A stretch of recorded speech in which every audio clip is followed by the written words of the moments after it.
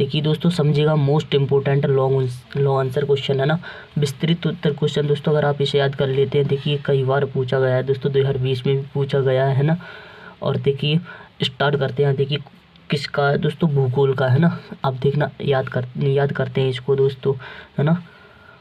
देखिए पूछा गया है, भारत में जनसंख्या के असमान वितरण के कारण का वर्णन कीजिए, है ना। अथवा में क्या दिया है, तो भारत में जनसंख्या वितरण की असमानता के प्रति उत्तरदायी कारकों का विवेचना कीजिए। अथवा में भी दिया है, भारत में जनसंख्या वितरण की विवेचना कीजिए। मतलब वितरण मानी होता है फैलाव, जनसंख्या का कितना फैलाव है ना, तो उतना हम देखने वाले, उसको हम देखने वाले हैं ना। तो हेडिंग डाल लेंगे दोस्तों, क्या डालेंगे, जनसंख्या वितरण को प्रभावित करने वाले कारक, है ना। अब देखिए जनसंख्या प्रभावित करने वाले कारक कौन से हैं, है ना। तो मैं इसमें बता देता हूँ, पहले हम कारक याद कर लेते हैं, कौन कौन से कारक जनसंख्या को प्रभावित करते हैं। देखिए इसमें दिखेगा नहीं, है ना, ये दो दिखेंगे, ये दो के बारे में और आगे और है ना, उनके बारे में बता दूँ मैं। जैसे जनसंख्या को प्रभावित करने वाले कारक कौन से हैं ना, देखिए प्राकृतिक कारक, पहले जानेंगे प्राकृतिक कारक क्या होते हैं ना, और आर्थिक और सामाजिक कारक। प्राकृतिक कारक, आर्थिक और सामाजिक कारक जानेंगे। और तीसरा है जलवायु, है ना, जलवायु, है ना, धरातल और क्या है, उपजाऊ मिट्टी और यातायात के साधन, है ना, और उद्योग धंधे, है ना। देखिए प्रभावित जनसंख्या को वितरण करने वाले कारक दो होते हैं, एक प्राकृतिक कारक होते हैं और एक आर्थिक सामाजिक कारक होते हैं। अब आर्थिक सामाजिक कारकों के अंतर्गत आता है, इनमें भी आर्थिक सामाजिक कारण के अंदर हेडिंग डालेंगे जलवायु, है ना। जलवायु क्या है, आर्थिक सामाजिक कारक है। फिर हेडिंग क्या डालेंगे, धरातल, इसमें नहीं दिख रहा है ना। और फिर इसमें तीसरा डालेंगे उपजाऊ मिट्टी, चौथा डालेंगे यातायात के साधन, है ना। और पांचवा डालेंगे उद्योग के धंधे, है ना।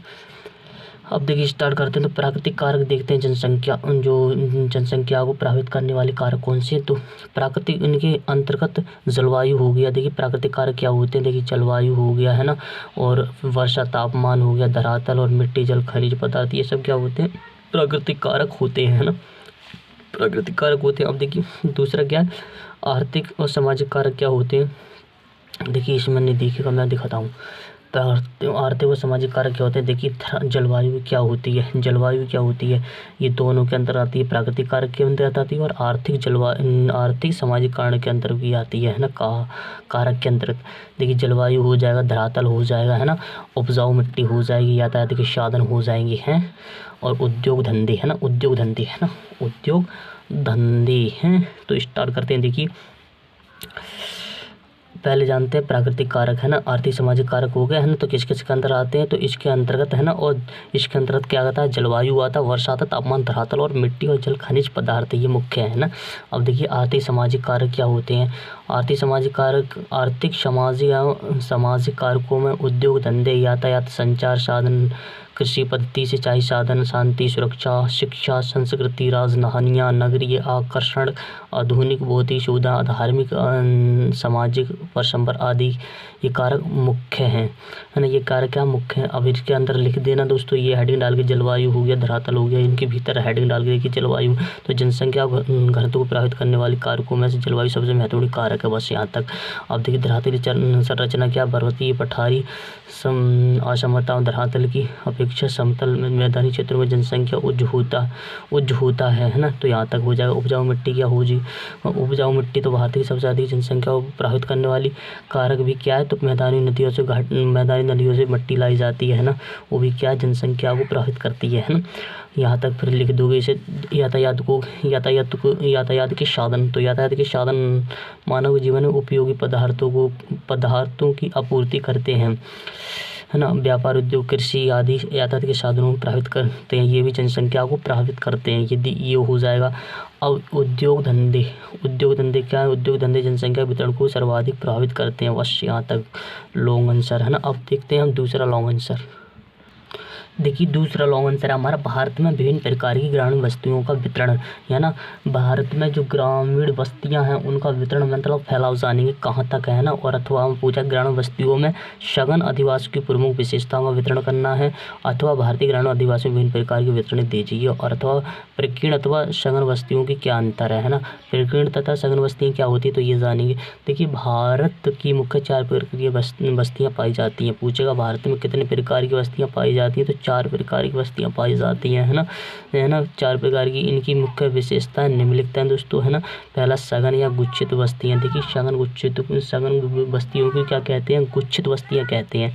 देखिए क्या होती हैं सघन या गुच्छित बस्तियाँ, क्या होती हैं। भारत में अधिकांश जनसंख्या वाले क्षेत्रों में गुच्छित बस्तियाँ पाई जाती हैं। जहाँ जनसंख्या अधिक होती है वहाँ पर क्या होती है, गुच्छित बस्तियाँ, सघन जनसंख्या पाई जाती है ना। इस प्रकार गाँव में मकान पर संबंध सटे हुए होते हैं और ये ग्रामीण बस्तियाँ पर उपजाऊ जलोढ़ मैदानी पूर्वोत्तर राज्यों में पाई जाती हैं। भारत में गंगा यमुना मैदानी सघन बस्तियाँ व्यापक विस्तार है। भारत में क्या गंगा यमुना मैदान ये सघन बस्तियों का व्यापक क्षेत्र है और इन बस्तियों के साथ कभी कभी बस्ती संबंधित होती है जिसे पल्ली माजरा एवं नगला आदि कहते हैं, है ना। तो ये हो गया। अब देखिए अर्धगुच्छित क्या होती है, 4 सारी बस्तियाँ होती हैं। अर्धगुच्छित क्या होती हैं, तो ऐसे गांव जमींदार और अन्य प्रमुख समुदाय मुख्य गांव के केंद्रीय भाग पर तथा अन्य निम्न विछड़े वर्ग समुदाय के लोग बाहरी हिस्सा में रहते हैं। ऐसे गांव में जमींदार और अन्य प्रमुख समुदाय मुख्य गांव के केंद्रीय भाग पर तथा अन्य विछड़े वर्ग समुदाय के लोग बाहरी हिस्सों में रहते हैं। इस प्रकार की बस्तियाँ गुजरात के मैदान में राजस्थान के कुछ भागों में पाई जाती हैं। अर्धगुच्छित बस्तियाँ कहाँ पाई जाती हैं, तो राजस्थान गुजरात में पाई जाती हैं। आगे देख पल्ली बस्ती। अब देखते हैं पल्ली बस्ती क्या होती है। तो जब भौतिक व मानवीय कारणों मुख्य गाँव के साथ साथ एक गौण ग्राम कुछ मकानों में झोपड़ियों का समूह होता है, मुख्य ग्राम से कुछ दूरी पर स्थित होती हैं, पल्ली बस्ती या नगला आदि कहलाती हैं। इनको भी नगला बस्ती भी कहते हैं, पल्ली बस्ती भी कहते हैं। ऐसी बस्ती मध्य और निम्न के गंगा मैदानी छत्तीसगढ़ हिमालय की निचली घाटियों में पाई जाती है। कहाँ पाई जाती है पल्ली बस्ती, हिमाचल प्रदेश में बहुत पाई जाती है, छत्तीसगढ़ में पाई जाती है ना। अब प्रकीर्ण बस्ती क्या होती है, तो सुंदर जंगलों अथवा पहाड़ियों के ढालों पर दूर एकांकी मकानों से बस्ती प्रकीर्ण प्रकार की होती है। सुंदर जंगलों अथवा पहाड़ियों के ढालों पर, जो पहाड़ियों के ढालों पर बस्ती बनाई जाती है उन्हें क्या कहते हैं, उन्हें प्रकीर्ण बस्तियाँ कहते हैं। भारत में पर्वतीय राज्य मेघालय में, उत्तराखंड में आपने बहुत देखा होगा, हिमाचल प्रदेश और केरल में इस प्रकार की बस्तियाँ कहाँ पाई जाती हैं, तो प्रकीर्ण बस्तियाँ कहाँ पाई जाती हैं, हिमाचल प्रदेश में, है ना। अब देखिए दोस्तों, अब हम नेक्स्ट क्वेश्चन देखते हैं।